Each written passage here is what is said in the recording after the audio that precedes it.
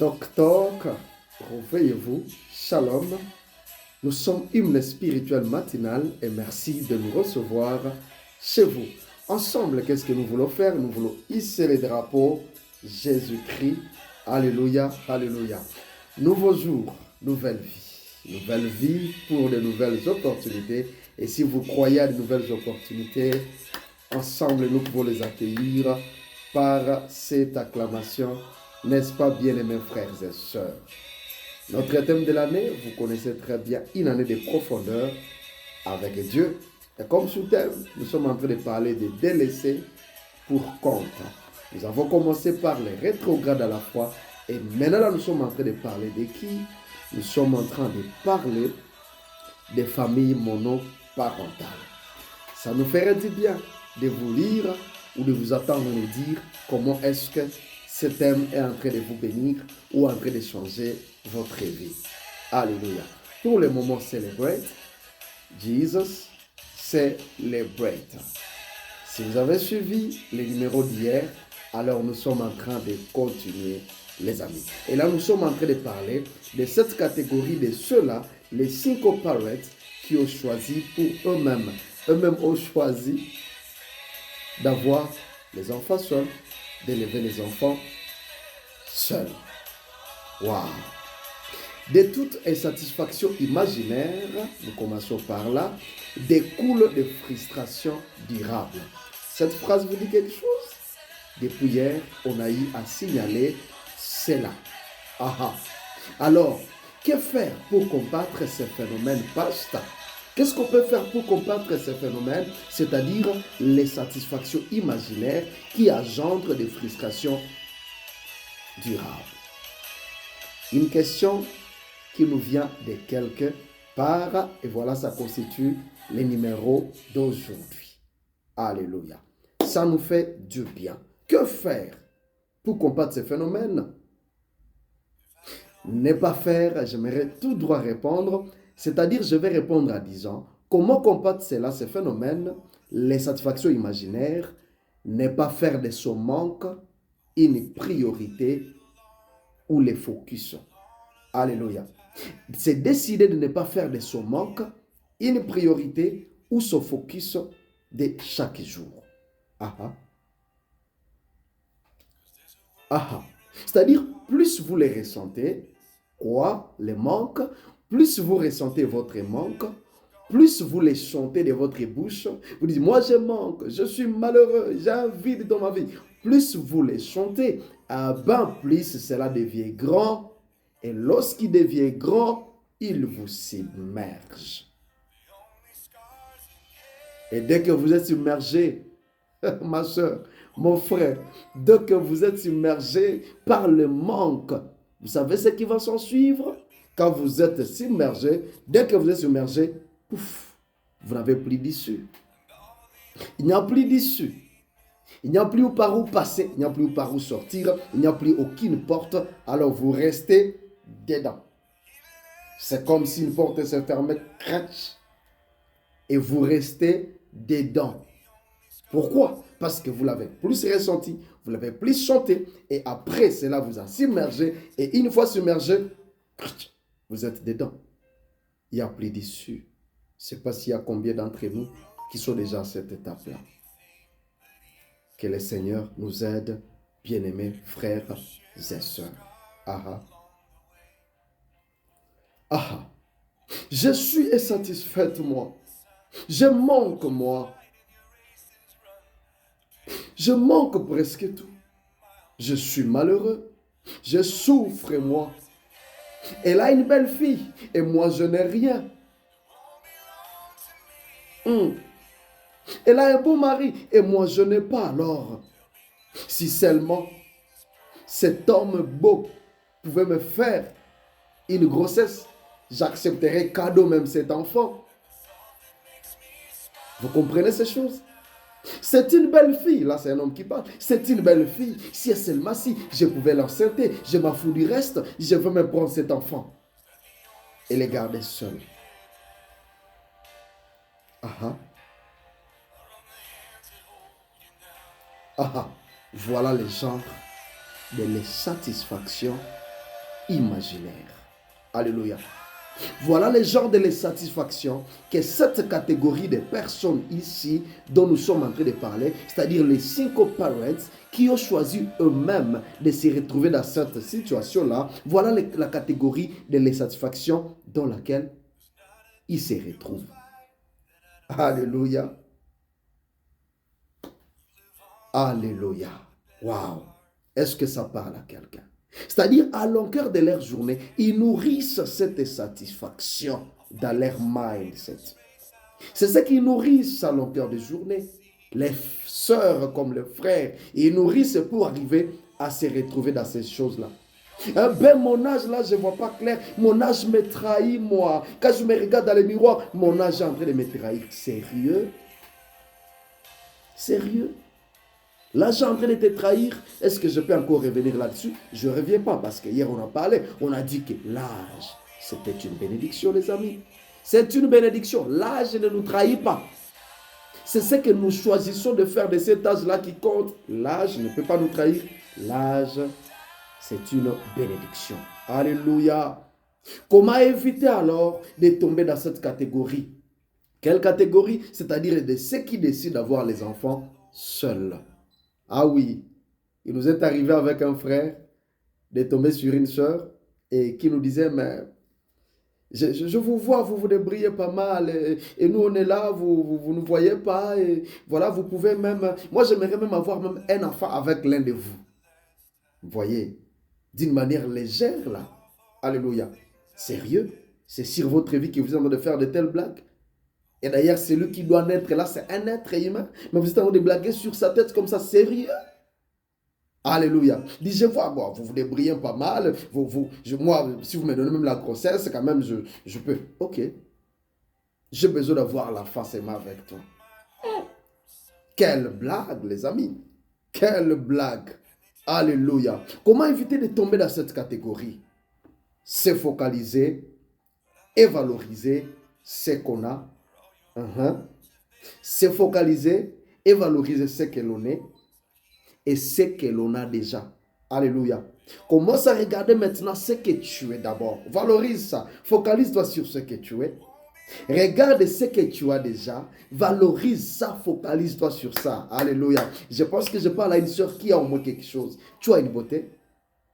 Tu te réveilles, tu as un emploi fiscal. Tu as quand même 2 robes, n'est-ce pas? Tu as quand même la famille, n'est-ce pas? Alors commence à regarder, valorise ce que tu as et valorise ce que tu as déjà, ce que tu possèdes déjà. Waouh, je pense que je suis en train de bénir quelqu'un ce matin. Écoutons ce que la Bible dit. Élisée lui dit, que puis-je faire pour toi? Dis-moi. Et dit, que puis-je faire pour toi? Dis-moi, qu'as-tu à la maison? Dis-moi, comment est-ce que je peux t'aider? Qu'as-tu à la maison? C'est ça la question du prophète Élisée à cette dame. Qu'as-tu à la maison? Elle répondit, ta servante n'a rien du tout à la maison. Que vase d'huile n'a rien à la maison, que vase d'huile. 2 Rois chapitre 4, le verset 2. Alléluia. Vous savez ce qui est merveilleux ici? Cette dame veuve, elle commença par les négatifs, puis va les couvrir par les positifs. Aha. C'est-à-dire ta servante là n'a rien du tout à la maison, que vase d'huile. N'a rien du tout. D'abord, que vase d'huile. Elle commence par les négatifs, elle va couvrir cela par les positifs. Est-ce que quelqu'un peut tourner son regard vers les positifs? Ma soeur, il y a du positif à toi. Mon frère, il y a du positif à toi. Je suis même en train de rigoler, en train de rire et voir les merveilles de Dieu dans ta vie pendant que je suis en train de parler. Il y a du positif. Elle n'a rien du tout.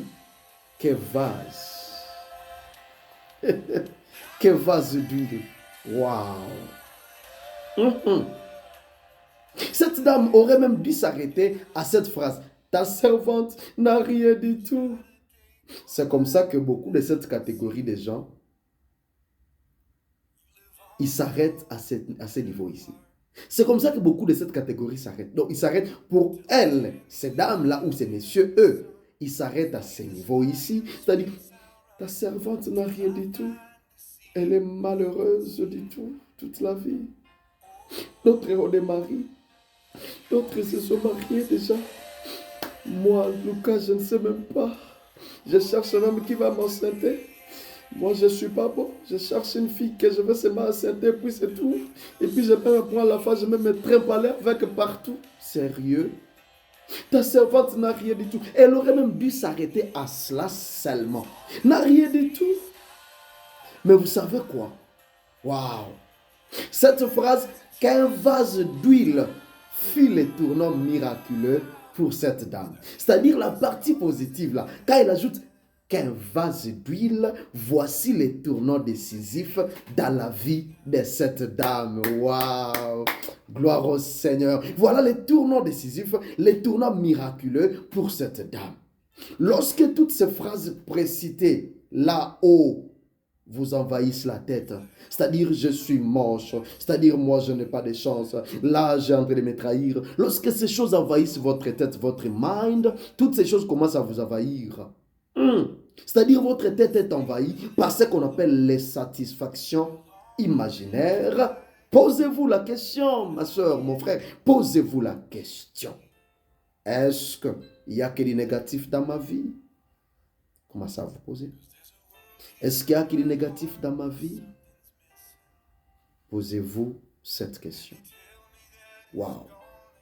Lorsque vous commencez à vous poser cette question, est-ce qu'il y a que du négatif? Il y a que du négatif dans ma maison. Est-ce que réellement c'est du vide vraiment? Est-ce que c'est vraiment un vide, c'est-à-dire informe et vide et tohu avohu? Est-ce que c'est vraiment un manque? Il n'y a plus rien sérieux? Posez-vous ce genre de questions. Je vous assure, vos yeux vont s'illuminer. Vos yeux s'illumineront. Et lorsque vos yeux vont s'illuminer, vous verrez qu'un vase d'huile est là. Vous verrez qu'il y a un vase d'huile dans votre vie, dans votre maison. Vous retrouverez qu'il y a quand même un vase d'huile comme cette dame. Waouh! Vous verrez quelque chose de beau en vous et chez vous. Quelque chose de beau en vous et chez vous. Vous allez voir cette chose-là. Et ce matin, c'est un matin de tournant miraculeux pour une sœur au nom de Jésus. Le peu que tu as là, la petite chose que tu as, à partir de là, je viens annoncer, comme le prophète Élisée, parce que tu reconnais qu'il y a au moins quand même un vase d'huile, pour tous celui ou celle qui reconnaît ce matin. Les tournants miraculeux commencent par là. Je parle à une sœur, je parle à un frère au nom de Jésus-Christ. Tournant miraculeux pour toi dans ta maison et dans ta vie au nom puissant de Jésus-Christ. Tu n'es pas trahi par l'âge. Dans le nom de Jésus-Christ. Dites Amen. Ça nous fait du bien et ça nous fait avancer pendant que vous êtes bénis. Waouh! C'est ainsi que lorsque vous commencez à voir cela, de là va commencer votre miracle comme fut le cas de cette dame de la Bible. Waouh! Les amis, cette catégorie des 5 parents, beaucoup y sont parvenus pour avoir longtemps couvé en eux. Ils ont y couvé pendant longtemps. En eux, ils ont couvé pendant longtemps la mentalité du manque. Il y a cette mentalité qu'on appelle la mentalité du manque. Ils ont couvé ça. Une sœur qui ne fait que couver ça. Un frère qui n'a fait que couver ça toute sa vie à longueur de temps. Ils ont couvé ce qu'on appelle la mentalité du manque. Et cela a pris de la place, cela a grandi, cela a évolué, la mentalité du manque. Ah oui, mentalité du manque, un terrain sur lequel les diables jouent beaucoup. Quand vous commencez à voir la mentalité du manque, chaque jour, les diables jouent beaucoup sur ce terrain. C'est ce terrain de jeu, vous en faites pas. Champions League, les diables jouent là-bas sur cette mentalité, c'est ce terrain de jeu. La mentalité du manque, une fois développée en vous, engendre le manque de confiance. Wow. Mentalité du manque donne flèche à ce qu'on appelle mentalité ce qu'on appelle manque de confiance. Alléluia. Alors, disons-nous la vérité. De la mentalité du manque au manque de confiance, de la mentalité du manque au manque de confiance, vous voulez avoir du bonheur? Et vous voulez avoir du bonheur en faisant des enfants avec un père passager, avec une mère passagère? C'est ça le bonheur que vous cherchez? vous n'en aurez pas. Vous voulez avoir le bonheur en élevant les enfants seuls, en élevant cet enfant seul, parce que c'est vous qui choisissez. Alléluia. Une pure blague alors. C'est une pure blague, les amis. Une pure blague. Une illusion du mauvais goût. Je dis c'est une illusion du mauvais goût. Il ne faut même pas oser. Waouh. Heureusement, Jésus vous dit ce matin, les amis. Jésus vous dit, je vous aime et je vous tends la main. Je vous aime et je vous tends la main. Mais n'en conseillez à personne d'autre. N'en conseillez à personne d'autre. Est-ce que quelqu'un est béni ce matin?